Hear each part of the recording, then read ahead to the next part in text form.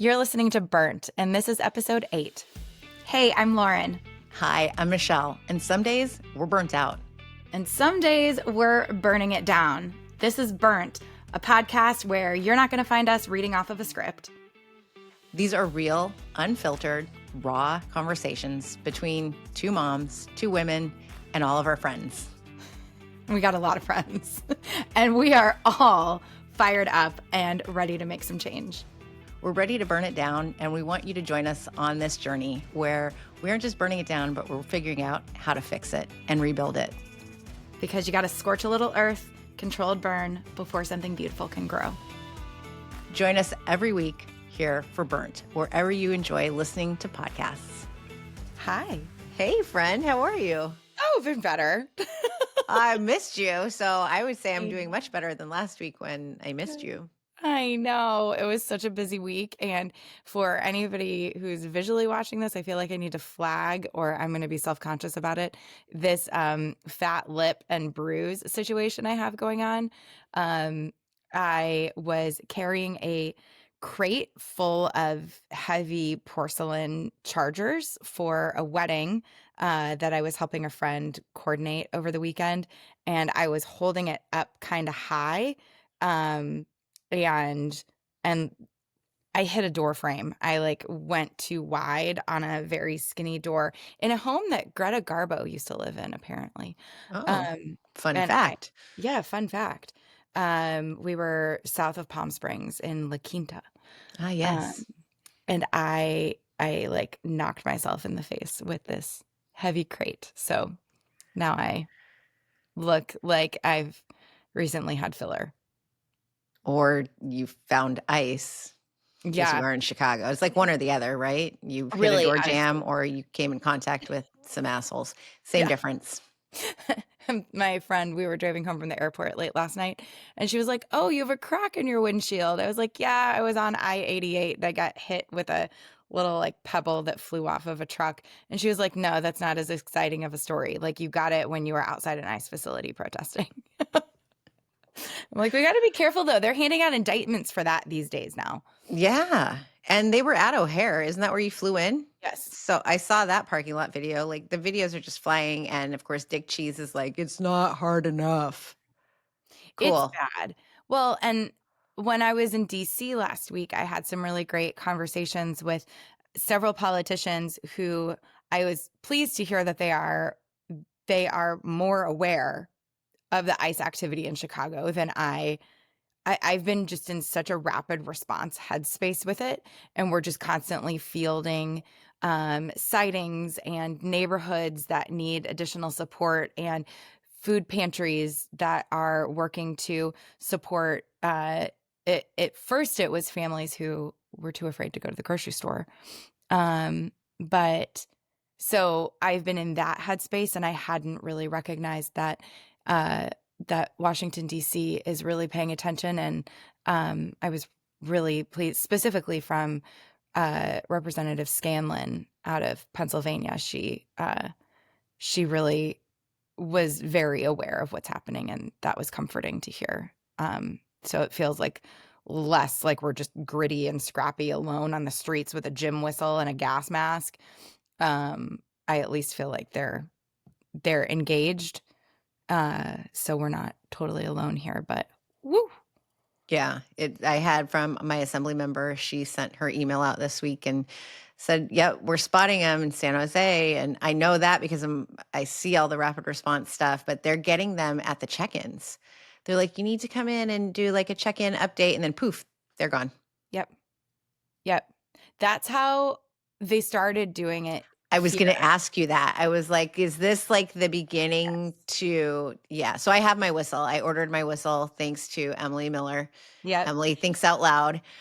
Yes. I have it and my kids know about it. And funny, not funny story. We had one of our end of the season soccer parties last week, and my son, so he's only 10, he's too young to be a ref, but they were short refs one day for my daughter's game. And so they allowed him, the coaches said, you can ref the game until a ref comes. So he did it, and he had the most amazing time. I love that. And so my daughter's coach at the end of the season party, gave him a thank you card with his own whistle for his future reffing. And the wife said, "We're so sorry. Like, we should have asked you." And I said, "It's okay. I have my whistle that I just got for ice." And she goes, Yes. "What? Tell me all about it." And so I taught her the different whistles, three, Yep. is the warning, one long one if somebody is being Mhm. captured. And she was all over it. So I was like, this is great. Yeah. Whistles, let your Yep. friends know. And then the more that know, the more can do. Absolutely. And people in Chicago, I don't even remember where the whistle strategy started. And I feel like it probably came from a longtime organizer, and we've adopted it and tried to like get people knowing what it is. And so Simon Says Vote, she has been putting whistles in neighborhood little libraries, so those little posts with the little library box, and she'll just leave like 50 whistles, and then people will come and grab them. um I love and that. and then I ordered 150 whistles. And so on one round of rapid response, I was in my old neighborhood, and there were a lot of people out on the street who weren't trained in rapid response. And we definitely want to encourage the trainings. There are a lot of rapid response trainings available online, and also know your rights trainings. I like the ACLU ones, and there are some Illinois specific ones that I've been pushing, but within each state, I'm sure there are. Like the Illinois one is the Illinois Coalition of Immigrant Rights, and there's a second R, and I can't remember what it stands for. But ICER is what the acronym is. And so they'll do trainings too. So if you're listening, whatever state you're in, I'm sure there are immigrant specific um, uh, organizations that are doing these trainings. But so I rolled up and I saw a bunch of people who hadn't been to a training and didn't have whistles, and I think it was the first time this neighborhood had been hit. And so I was basically just like driving through, and I was like, "Do you need a whistle? Do you need a whistle?" 3 short ones if you see ice, 3 long ones if somebody is actively being detained. Like and then what it actually is in practice is your adrenaline kind of takes over, and it's just like um it's just short, and it's not like if you see ice, you're just like, okay, whistle, whistle, whistle, whistle. But then if it's happening in front of you, I have seen people just like long blast or like repeated, like you kind of not panic, but it's jarring. So you whatever yeah, it's just such a weird thing. Like, we are armed with gym whistles. Hmm. Like, and they're out here with like long guns and tear gas. It's just we're not I don't know. It's just an interesting situation to be in. But to go back to, yes, it started with the courts, and then it has moved to um they are showing up, they're targeting landscapers a lot. They're going into wealthy neighborhoods and wealthy suburbs, and they are pulling people off of ladders that are leaned up against houses. They are pulling landscapers off of lawnmowers. Nannies are afraid to go to parks. I've heard of a handful of nannies who have been taken. Um, so they're finding the people who are working. They're showing up and they're working. They arrested a dad outside of a hospital. There was a whole thing about another dad who was taken, and he's the sole caretaker for his daughter who has cancer. Um, and she's a teenager. So there's just a lack of humanity right now. Why is he going so hard on Illinois? I think because he doesn't like Chicago. I think he's had a beef with Chicago for a long time. And so it's That just right there, people. It is yeah. like someone who doesn't like dogs. You have to question them. Someone who doesn't like Chicago. Come on now. Um, You I got just something wrong. I just saw a TikTok of a guy, he was British, and he was like, if you have ever heard, like, don't listen to people telling you not to come to Chicago, that Chicago is this terrible place, like it's not worth it. He's like, it is one of the best cities I've ever been to in the world. And he's like, make sure you go. Mhm. whoever is saying that this is not a great city. And I'm like, wait a minute, who's saying it's not a great city other than the people who are attacking us right now? Like, is this actually a thing in internet discourse that Chicago is not an incredible city? Because I've always thought it's top tier. I moved there without ever having visited before. Oh, did you? Sight You actually unseen, I visited? was like, "I will take the transfer to Chicago. I have never been there. Please send me for a weekend to find my new house." Yes, I did. I did. That's the way to do it. Yep. Wait, what neighborhood were you in? I was in Logan Square Yeah, off of Humboldt Boulevard. Yep. yeah. That's an area that's getting hit right now. Yeah. Mhm. Yeah. I loved it. And the people are so kind. So Mm. kind. Strangers, absolute strangers. Loved them. Yeah. I mean, we definitely there's like that small town kind of Midwest nice energy to it, but then it's also a big city. Yeah. So and the culture is I love that each neighborhood has its own personality and cultural depth and history. Um, one of the neighborhoods I used to live in is Ukrainian Village. And so you'll see like a lot of the signage is like I learned how to say cold beer in Zimny Piwo. Priorities. Priorities. Well, because it's on the signs. And like for a long time, I was like, why do all of these little bodega stores have the same name? And then I was like, oh, it's cold beer in Ukrainian. That's awesome. There it is. That is awesome. Um, so it's been a little wild. So, but we're one of the things that's beautiful is seeing how everybody's showing up together, and it isn't it isn't just like hardcore activists who've been doing this work for a long time. It's people like me. It's people who have never done like I've done activism and advocacy for years, but I've never been as fully into it and all consuming as it is now. Um, and then there are people who are just now finally like, wait a minute, what is happening? I need to be in the streets. I need to be protecting kids after school because they're dropping gas canisters outside of elementary schools. Um, so it's just really beautiful to see like this wide range of people coming together. Um, we're not just turning a blind eye and letting it happen. Um, we show up for each other. So And we should be. We have to. Can we talk a bit about your friends in DC? I want to say my friends too. I'm so sad that I was not there. I know it was so we were supposed to go together, and there was a whole group of us going. How many people were supposed to be there? I Was have it like no idea. yeah, I didn't even see the guest list. I was like, yeah, who's going? It's like secretive. yeah. And so then when the government shut down and they canceled it, I kept my ticket for a little longer because I have a friend who lives there and I really wanted to see her. And I was like, well, I'll see if like anything else shakes out. And things shook out and I didn't really know what I was doing.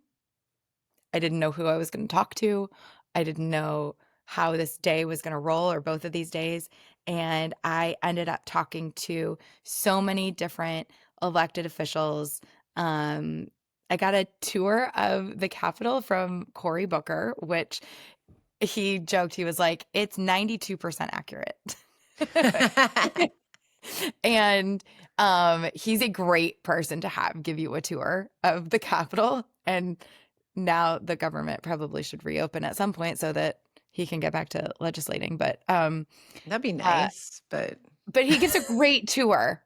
He gives a so if he doesn't get elected for some reason, there is another fallback job for him. exactly. He can be a tour guide. He pointed out some really cool things. Like we saw where Lincoln's desk was, and we saw like somebody died in another. I think it was John Quincy Adams. Like, it like we.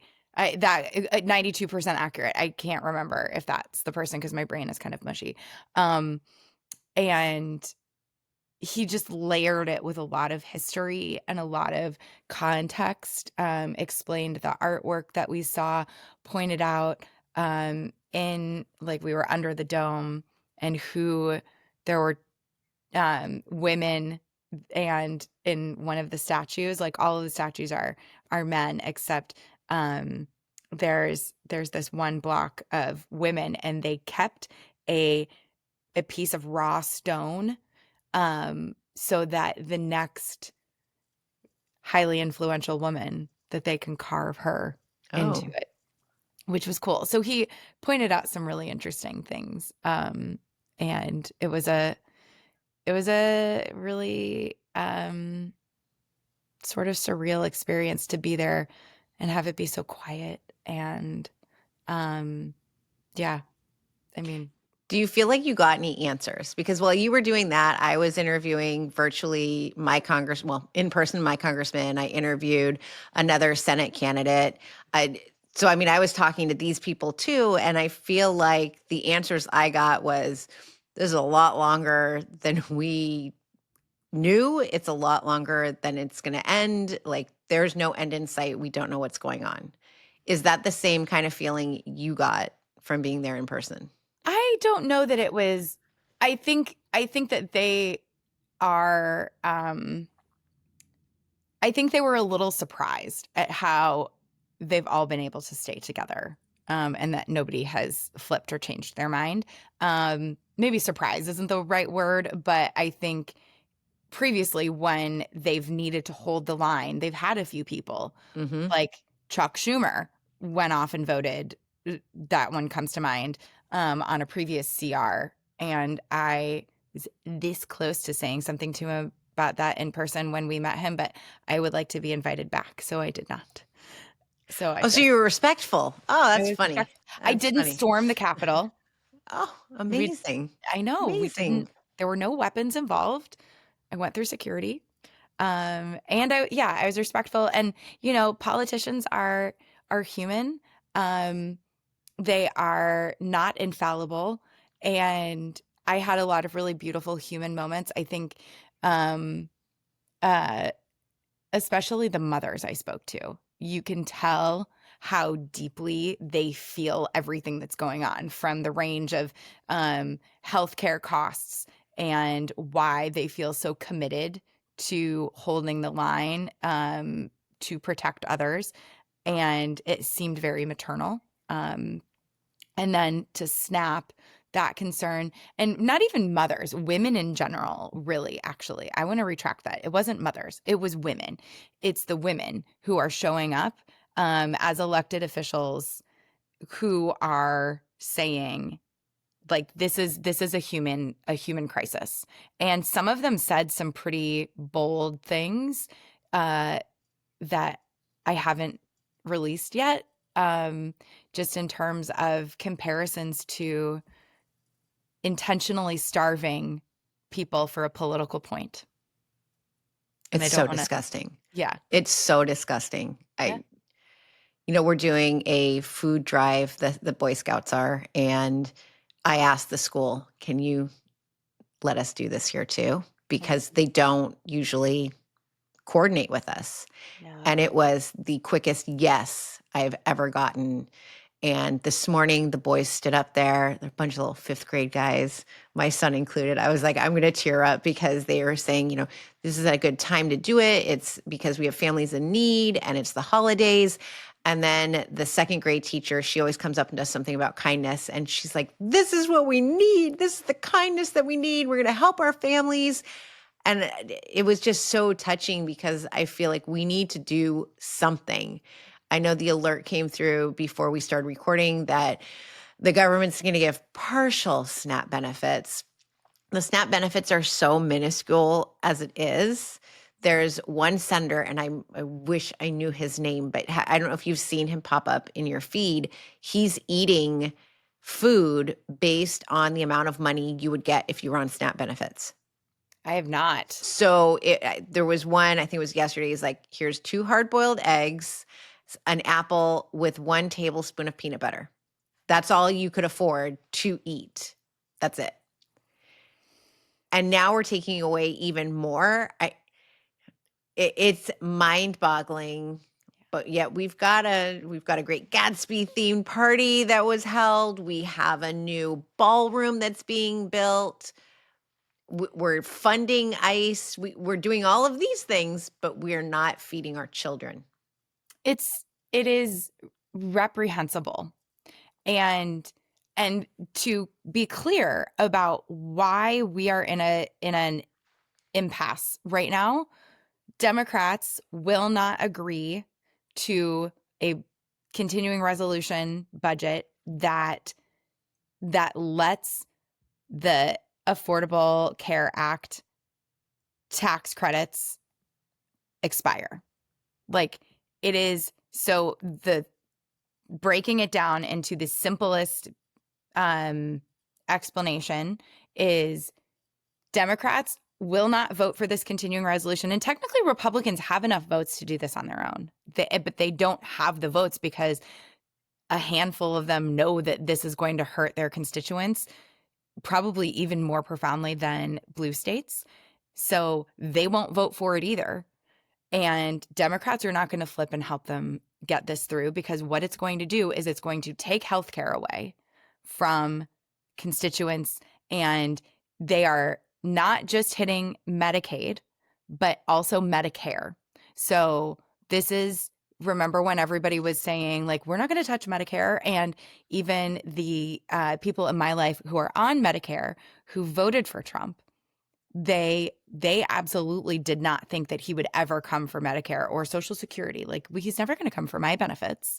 So their benefits, if they're receiving them, they think that it's respectable and they think it's fine. But if other people receive benefits for different reasons, that's not respectable. And those things should be taken away. And Democrats are not playing that game with people's health care. And so now it's turning into, okay, fine. The Republicans are like, fine, we will not grant the emergency contingency funding to cover SNAP, which is by law, like a judge has ruled. And it just, the callousness is shocking and also not shocking. Mm-hmm.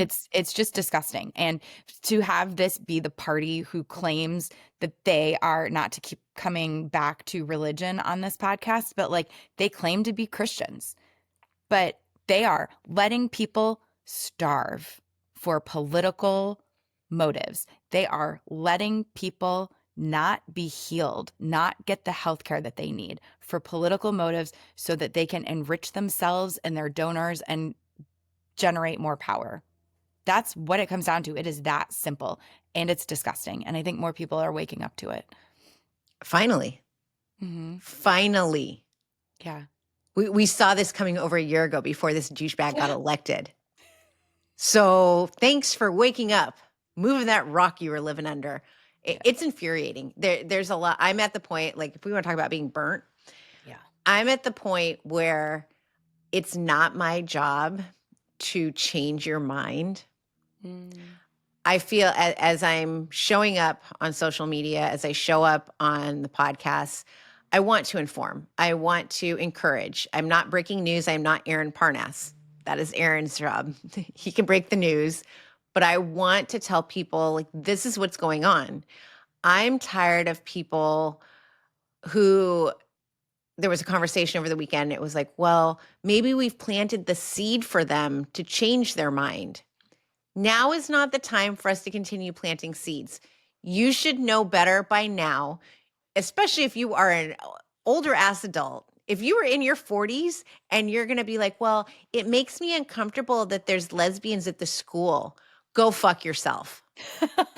I don't care. Like, this is ridiculous. Mm-hmm. Stop judging people, being concerned about people who do not harm you. Start worrying about the people like the government and the Republicans who are taking food from the mouths of the babes, who are taking medical care, hospitals from people who need it. And then in turn, your insurance premium is going to skyrocket because we do have to pay for that care. It doesn't just come free. Yeah. They're still going to need care. So that is where I am burnt. I am burnt of trying to educate or having to, oh, well, maybe we can help them change their mind. No, wake up and pay attention, because it is glaring you in the fucking face. Yep. That is my rant. I love that rant because I feel similarly. I'm definitely still in a headspace of, I think there needs to be an off ramp. I think that, as one of the things that bothers me is seeing people who have seen, they understand, they see what's happening now, and they are like waking up out of this trance, and they're like, oh shit, I'm seeing what's unfolding. I'm gonna pivot, and I'm gonna start engaging, or I'm gonna publicly say, hey, I'm embarrassed about my vote. I like, this is where the focus needs to be. And I'm seeing that happen in little places, and they are being met with anger. And like, it's about fucking time. Like, I'm not gonna accept your apology. Like, you do this on your own. You don't get to stand with us at the march. You like, and I understand where that anger comes from when I see that online, but I still very much believe that we need to have it off ramp. It doesn't mean that we need to still to not have that anger and not have those feelings. But if we don't allow people the exit from MAGA, they will stay in it, because MAGA surely isn't coming after them, yelling at them and shaming them for their vote. They love the way that they voted. So whenever you kind of like pile on shame to people, they're going to go where they feel less shame. And so like, I'm trying to create space for both of those feelings. Like, I want to have an off ramp, but I also, frankly, don't want to do holidays with some of my family members because of not just their vote, but some of the posts I've seen them make since then. And simultaneously watching what I'm doing and how vulnerable I'm being and what I'm saying. And like, they don't have to believe everything I believe, and they don't have to like, oh, well, if Lauren says so, then it's not that. It's the lack of human connection and recognition of the impact of of their political positions. It just, I don't know. It's very complicated. Like, I feel conflicting anger, and also like, okay, like, hey, I'm pretty sure that I've flipped a few people. Like, I'm pretty sure there are a few people who are watching my content who it's resonated with, that I know in real life, and I think I flipped them. And I am excited, and I like want to celebrate that. So, how do we find space for both? You bring up a great point, because I don't want to shame anybody. I don't want it to come off as I'm shaming them. I do No, you're think, not. though, that today, right now, if you're still okay with what's going on, we have some big issues. If you have voted for this and you have come around and you're like, yeah, this is really, did not see this coming. Okay, come on, help us fix it. But we can't excuse it Right. there. And I heard somebody say, like, oh, well, maybe it's because of how they were brought up. And to me, I'm like, well, I know where I grew up, and if that was the excuse, how did I get to where I am today using my voice? We can't give free passes for, oh, you just don't know better. One dad said to me, he goes, well, we need people to be more curious. And he complimented me. He goes, you've been curious all your life, and that's why you didn't allow what you saw growing up to be the way that you believe. You were curious to find out what other lives are like, what other people are like, what other cultures are like, religions, all of that stuff. And it's a lack of curiosity that people have. I love that so much. So maybe That wasn't maybe we need to get curious. This was a dad at school. okay. I was going to ask if it was the dad from like a month ago that No, no, no, no. no. Okay. This is a dad who's for the people, been for the Okay. people. Got it. Got it. So no, actually, that is something that I have used um in trying to explain things to, how do I want to approach this? Um in therapy, like, I will talk to my husband about like if I'm not feeling like that, his response to something I said, like if it didn't land well, the thing that I'll say is, I wish you would have really just approached that with curiosity instead Mm. of immediately like making an assumption about where I'm coming from. And instead of asking me follow-up questions or like being curious about why I want to go do this thing. And it was specifically about why do I want to go to Washington D.C. for, because I'm traveling a lot right now. Like I'm gone a lot. I have 2 more weeks of a lot, and then but so it was like a few months ago when we were talking about scheduling and like some of my trips coming up, and I'm not being paid for these trips. Like I'm all out of pocket on everything, and it adds up, and it's expensive, and it's stressful for our family when I'm gone. Um and and so I asked for curiosity from him to understand why it's important for me to go, and to have some follow-ups and really create a dialogue. So I think there's some mirroring of these interpersonal relationships with our family members and our partners, and also like the greater concept of what's happening societally. I think that there's a lot of overlap in the way that we approach it. I love that you said that. Yeah, I'm loving that he said it too more. Like, Yeah. obviously, it stuck with me because it was yesterday. It's been over 24 hours, and I keep thinking about it because I was really angry that somebody. It's okay now apparently to voice your discomfort with how other people live. And that was the story, was that this one couple told these other two couples, like, we don't feel comfortable within our circle having people who are different. And I was like, mm, maybe they don't want you in their circle. Like, I don't know, like, what makes you so high and mighty that you get to say that they shouldn't be in your circle? Right. It it angered me to no extent yesterday, and it stuck with me, and that was the conversation that he and I had, was that I said, well, I could be uncomfortable because of how I was raised, but I'm not. I figured it out, and I'm 44, and I'm not okay with people who say that.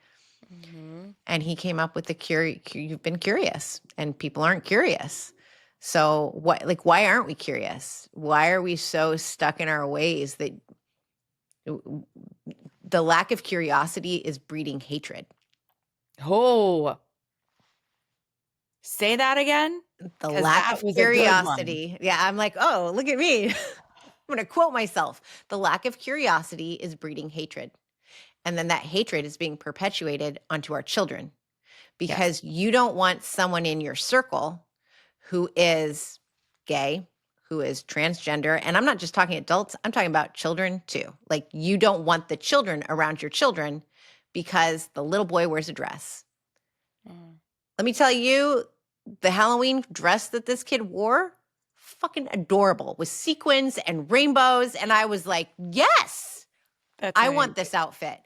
So the fact that these people are okay with saying that they are encouraging their children not to be around it, Hmm. that's just breeding more hatred.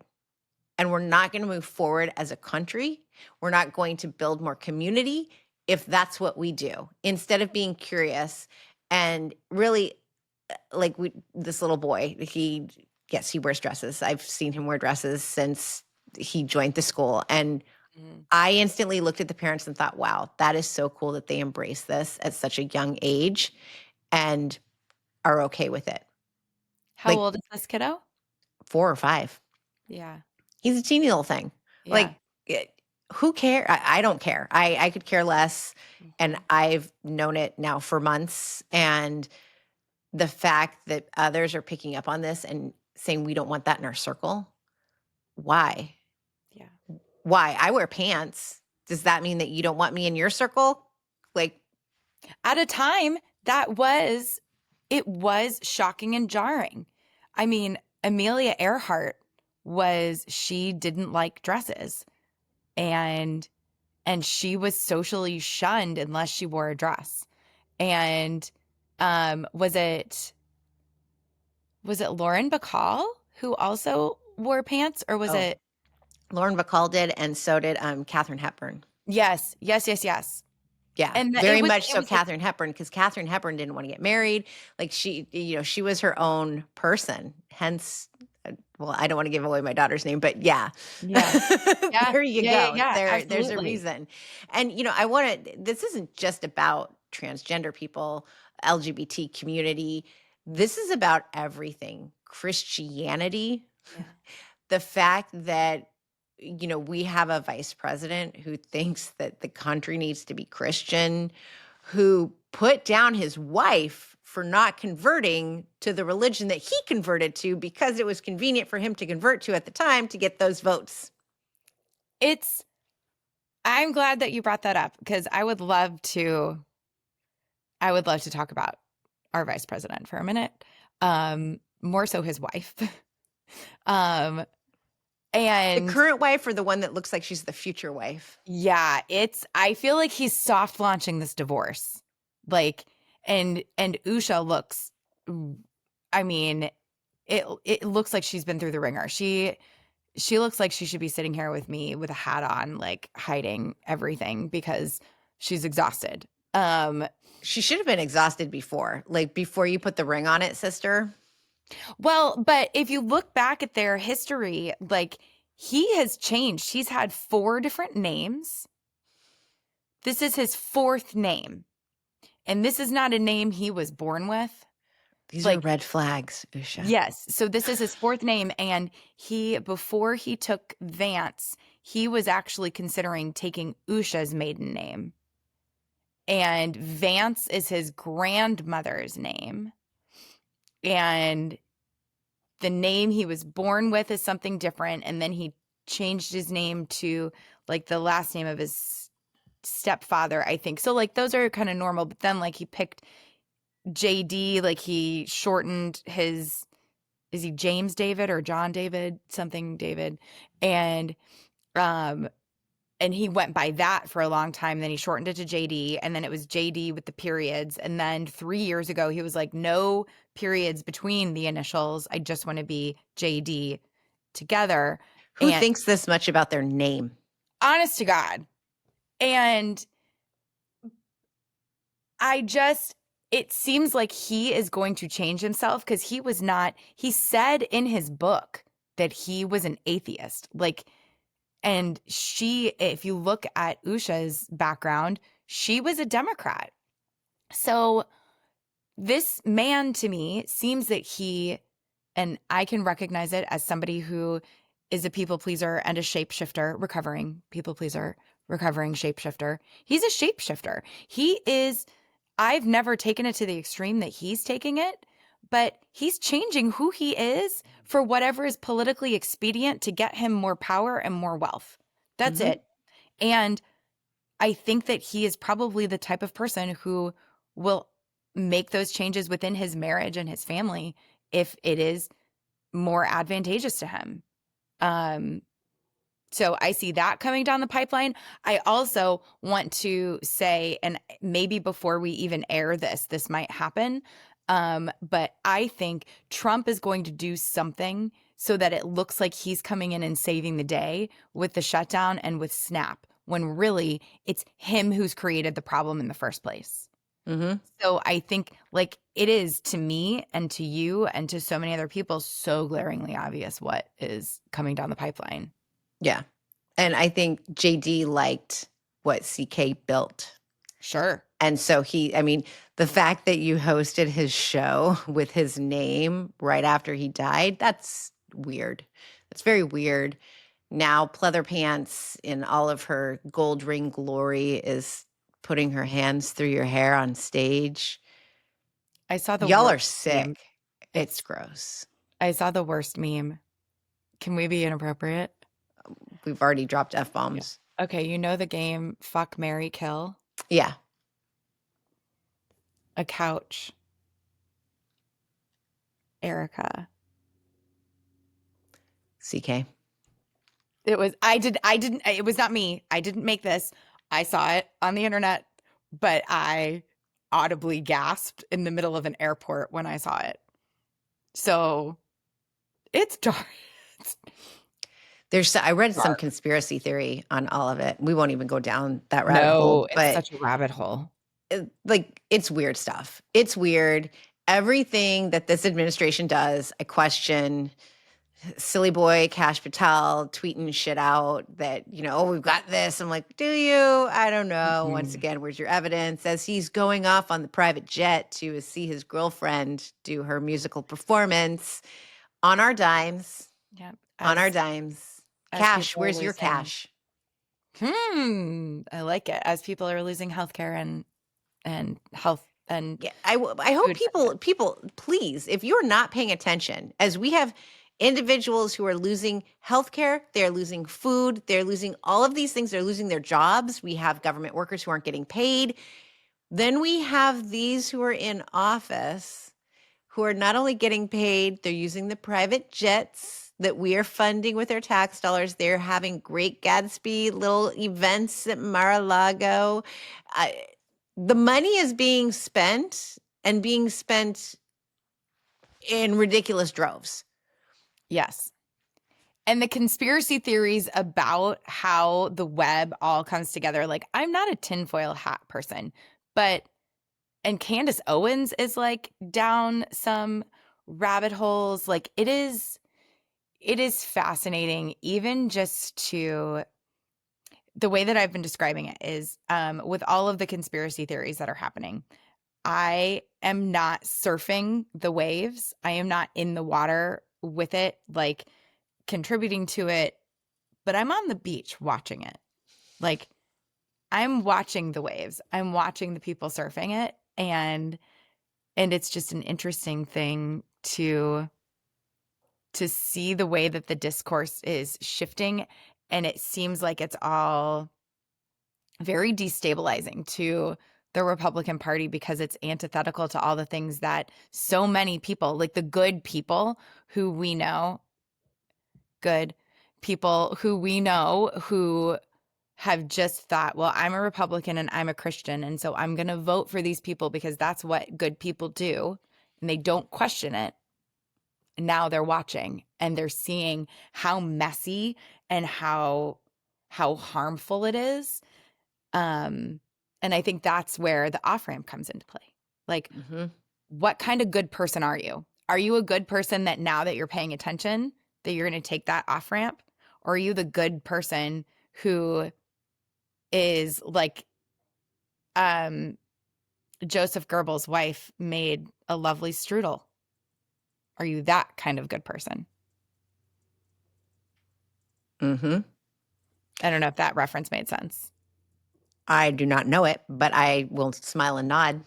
But it's okay. So So Joseph share Goebbels, in case yes. people don't notice. Yeah, I should. Okay. I was like, I don't know if that made sense. I'm like, Joseph, oh, strudel. I could go for a strudel right now. so it's a saying. Joseph Goebbels, he was the Stephen Miller of Nazi Germany. He was the evil marketing mastermind. Like I studied him in my political PR classes in college, where we talked about the propaganda and like what messaging he created and crafted to make people hate Jews and hate other populations. Um, and his wife apparently made a great strudel. And so like, what kind of good person are you? Are you the person who is going to be kind and not, no, you're not kind. You're going to be nice. You're going to smile. You're going to make strudel. You're going to come to the potluck and you'll smile at people. And then you will get in bed next to the man who is designing hatred that will lead to the death and destruction of people. Like what kind of good person are you? I'm a good person that is not ever going to pretend that that is okay. Yeah, So same. I will hide you in my house before I make you a strudel. that was a good one. You've had some bangers today. I had an extra latte this morning. I love it. I'm on the struggle bus. I'm just like sitting here with my ginger ale and my hat and my bruised fat lip and I'm like, I got to write this down. Yeah. Good thing we're recording. It's not every day that something comes out that I feel like, oh, that was profound. I should write that down and say it again. Yeah. So that this is exciting. Before we wrap up, though, I feel like we need to talk about Prop 50, which we haven't talked about. Uh, yeah, Prop 50, election day. Well, by the time this airs, it will have been yesterday. Waiting to find out if the deputy general, whatever boomba hoomba that Dick Cheese is sending is going to actually come to California to monitor our votes. So that's why it's important that we all voted early. My vote is in. It has been counted. It's done. So that's the nice part is if you do it beforehand, the Grand Poomba can't do anything to you. I did go to the library when I was interviewing my congressman, and they have their voting box, and people were bringing in their ballots, and I was just like, hi, hi, hi. Yes, it's good job. Thank you. I'm like, these people think I'm nuts, but I was so excited to see people dropping off their ballots. So it's a yes. You vote yes for 50. It is the Election Rigging Response Act. It like there's so many names. I hope that people aren't confused, but it's temporary. It's for 5 years to redistrict California to gain 5 seats to combat what Texas did. And they did it without asking the voters. Legislation's just like, this is what we're doing. Ha ha ha. And this is Gavin Newsom going, F you, then we can do it too, but the people are going to do it. I hope that So, this leads to we need structural change mhm. when this is all said and done. We need something so that voters choose their elected officials and not elected officials choosing their voters. Like we need that to systemically change Yeah. once we get to the end of the I mean, there's going to be a rebuilding phase at some point, literally and figuratively. Yeah. Um, Because but we're going to have to knock down the ballroom at some point. oh my God. And whatever bunker hellscape is being built underneath it. Because you've seen the architects have chimed in on that, right? Um, No. the amount of money per square foot is astronomical. And they're like, there is no reason a ballroom would be even a third of this cost per square feet. So this is astronomically more expensive. So what the fuck are they building underneath it? And also, our friends in Germany, there was a ballroom built with a bunker underneath it. And most of us know how that ended and what happened in that bunker. And that entire building was torn down.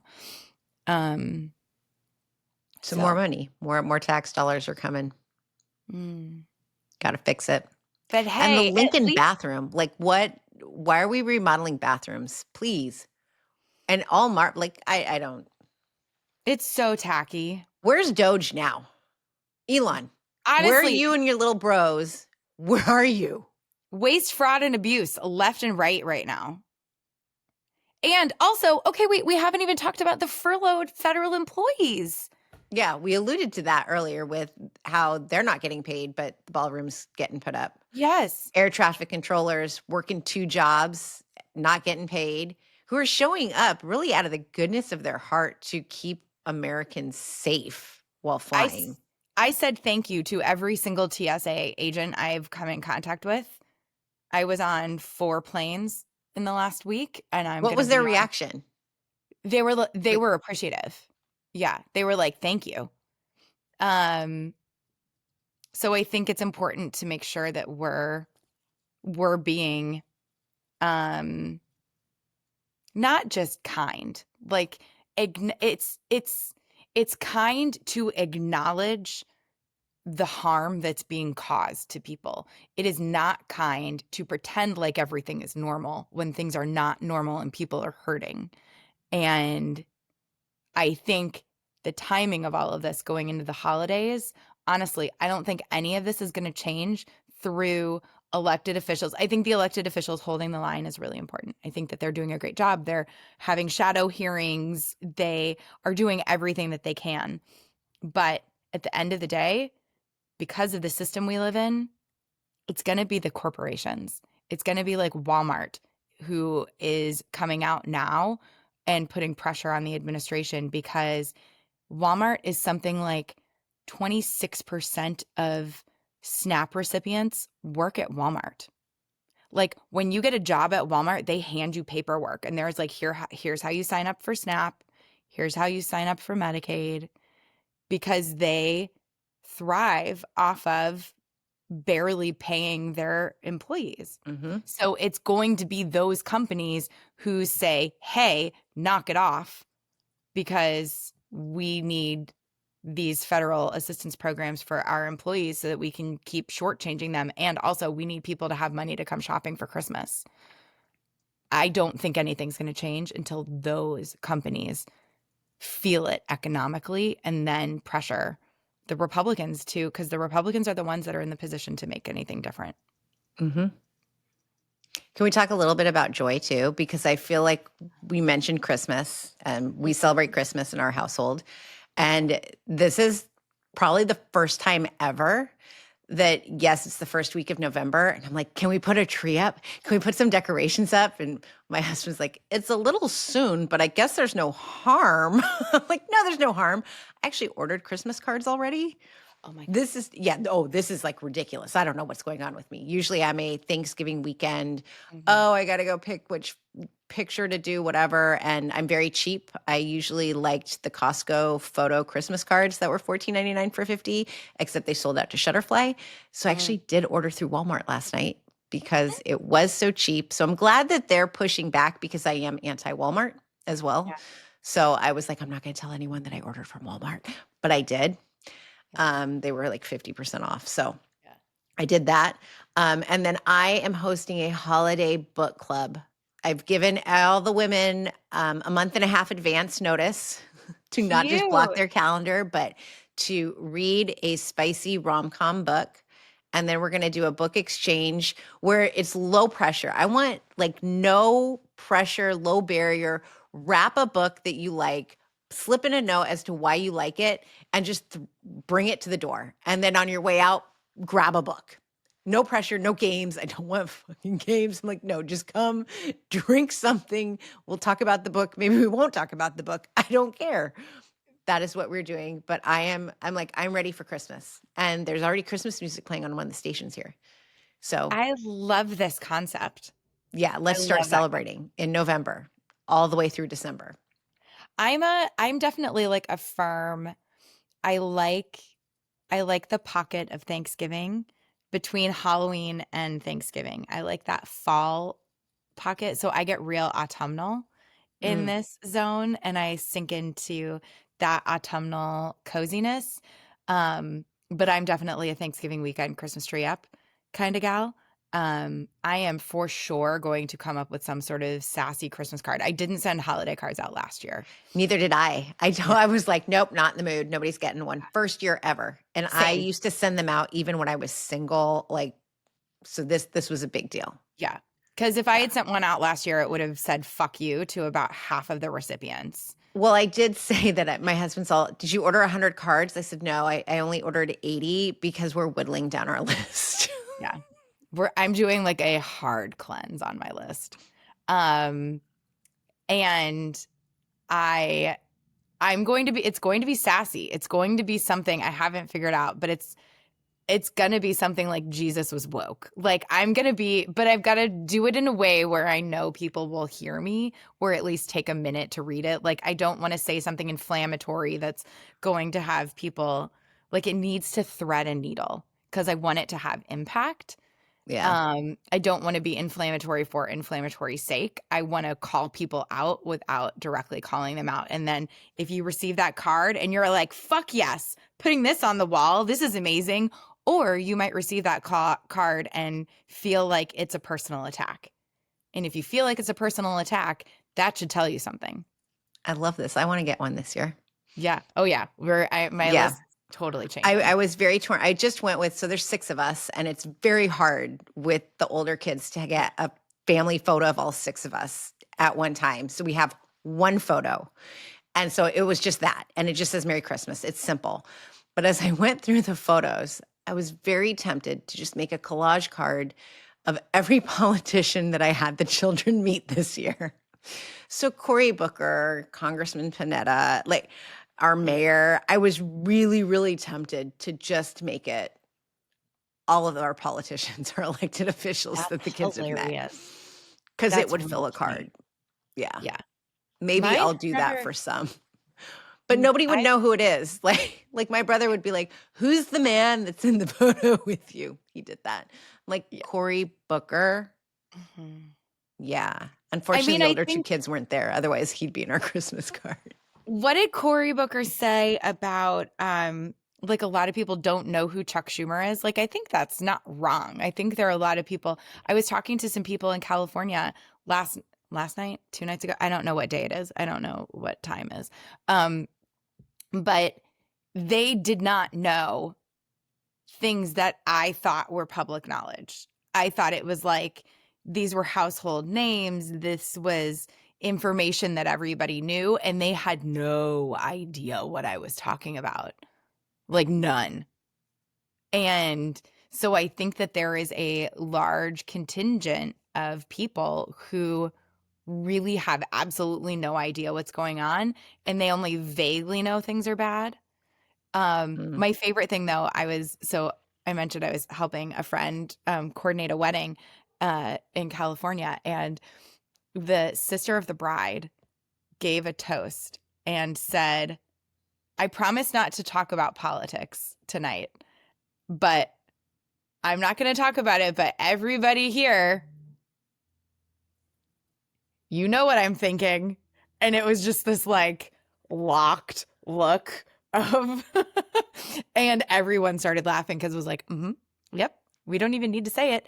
But I think generally speaking, a lot of people just don't actually know the details, the ins and outs. And hopefully that's what we can do here is help You're taking people. the words, yeah, right out of my head. Because as I was saying earlier, like when I'm creating content, I'm not the Aaron Parnas. I don't want to break your news, Yeah. but I want to explain what exactly is going on in a way that's like fun and have some mac and cheese. Yes. Um, but I also want to encourage people to like, here's what you can do, and also have a book party and like drink a glass of champagne. I think we have to show that you can be a real human and also pay attention to civic engagement. And you don't have to be as hardcore as we are. But if you take just a tiny bit of it, a teeny tiny bit, Get curious. get curious. I love it. Thank you, guys. Thank you, friend. Until next week.